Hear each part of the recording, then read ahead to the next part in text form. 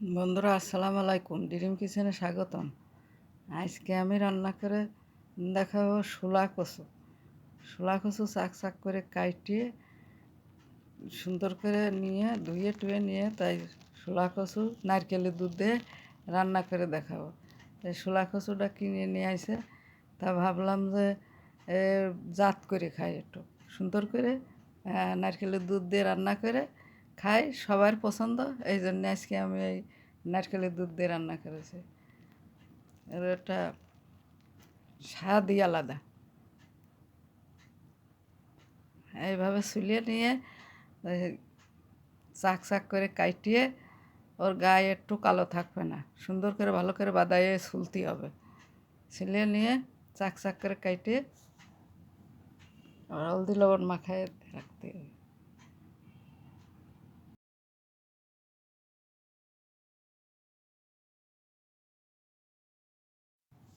এরকম করে গোল করে এরকম একটু পুরোট করে নিয়ে কাটতে হবে, কাটিয়ে বেগুন ভাজার মতো ভাজতে হবে।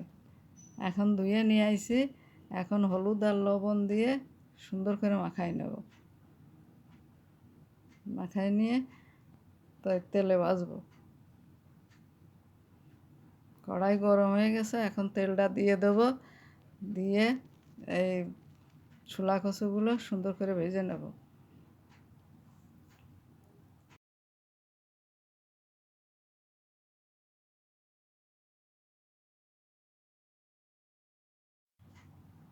তেল দেওয়া হয়ে গেছে, এখন সব এক এক করে ছোলা কচুগুলো ভেজে নেব।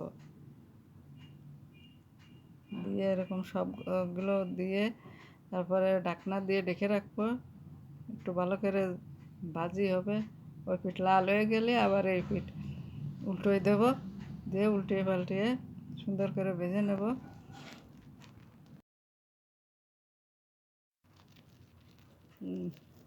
এভাবে সবগুলো ভেজে নেব।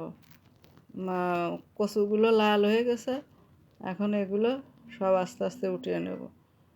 বেশি ভাজতে গেলে আবার পুড়িয়ে যাবে না, কালো হয়ে যাবে না, তিতে লাগবে না। রান্না করলে একটু লাল লাল হলে উঠোয় নিতে হবে। আবার সেদ্ধ দিতে হবে না, নারকেলের দুধ দিতে হবে না, দিয়ে সেদ্ধ করতে হবে না। এ কারণে হয় একটু হালকা লাল লাল হলে উঠোয় নিতে হবে। তেল দেওয়া হয়ে গেছে, তেল গরম হয়ে গেছে। এখন পেঁয়াজ বাটা দিলাম 2 চামচ, রসুন বাটা দিলাম 2 চামচ। একে একে সব মশলাগুলো দিয়ে দেবো। এলো জিরে আর গরম মশলা বাটা দিয়ে দিছি, আর শুকনো মরিচের গুঁড়ো 1 চামচ, হলুদের গুঁড়ো 1 চামচ। এভাবে সব মশলাগুলো দিয়ে নেড়ে নেব। স্বাদ মতো লবণ দিয়ে সুন্দর করে নেড়ে যখন তেল বেড়ে যাবে তখন পানি দেব। মশলাটা সুন্দর করে ভাজা হয়ে গেছে, তেল বেরোয় গেছে। এখন নারকেলের দুধটা দিয়ে দেব। নারকেলের দুধ দিয়ে তারপরে একটু বলকালি ওই কচুগুলো দিয়ে দেবো, শোলা কচু। দুধ আর একটু দিতে হবে, নাহলে কচুটা সেদ্ধ হবে না। এবার ঠিক আছে। হ্যাঁ, এভাবে মশলাটা নেড়ে মিশিয়ে দিলাম। এখন একটু বলকালি দিয়ে দেবো এগুলো, শোলা কচুগুলো দিয়ে ঢাকনা দিয়ে ঢেকে দেবো। সুন্দর করে ভাপে সেদ্ধ হয়ে যাবে। পানিটা বলক এসে গেছে, দুধটা, নারকেলের দুধটা। এখন এই শোলা কচুগুলো দিয়ে ওর ভিতরে মিশিয়ে সুন্দর করে ঢাকনা দিয়ে ঢেকে রাখবো। আস্তে আস্তে লো হিটে জাল হবে, আর জাল হয়ে সুন্দর করে তেল বেরিয়ে যাবে, পানিটা টেনে যাবে, তেলটা বেরিয়ে যাবে। নারকেলের দুধের তেল আছে, সে তেলটা বেরিয়ে যাবে।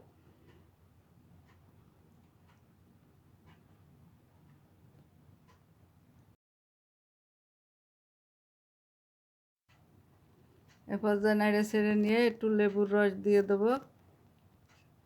1 চামচ লেবুর রস, কাবুচে লেবুর রস দিয়ে নেড়ে ছেড়ে নিয়ে আর চিনি দিতে হবে। 1 চামচ চিনি দিয়ে না এটা ঢেকে রাখতে হবে। 1 চামচ চিনি এবার ঢেকে রাখবো। ওই জল শুকিয়ে গেছে, এখন শুকিয়ে গেছে, যে তেল বেরোয় গেছে। এখন আমি নামাই নেব। আর একটু জাল হবে, জালটা হলে নামাই নেব।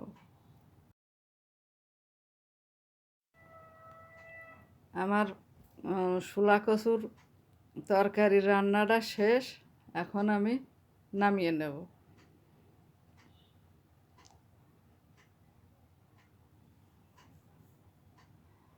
এখন আমি এই অন্য পাত্রে ঢেলে নেব প্লেটে। এখন এই প্লেটে উঠবো।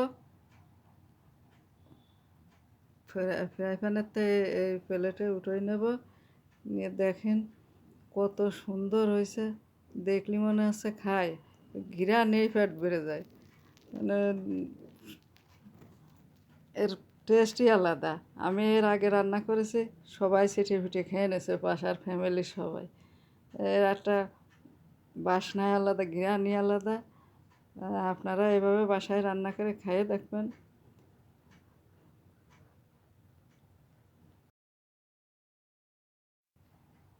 বন্ধুরা, আমার এই রেসিপিটা এত সুন্দর হয়েছে, আজকে দুপুরে এ দিয়েই 1 প্লেট ভাত খাওয়া যাবে। তা আমার এই কচুর তরকারিটা যদি আপনাদের পছন্দ হয়ে থাকে, সাবস্ক্রাইব, লাইক, কমেন্ট, শেয়ার করে দেবেন। আর সবাই ভালো থাকবেন, সুস্থ থাকবেন। আগামী পর্ব অন্য রেসিপি নিয়ে হাজির হব। আসসালামু আলাইকুম, আল্লাহ হাফেজ।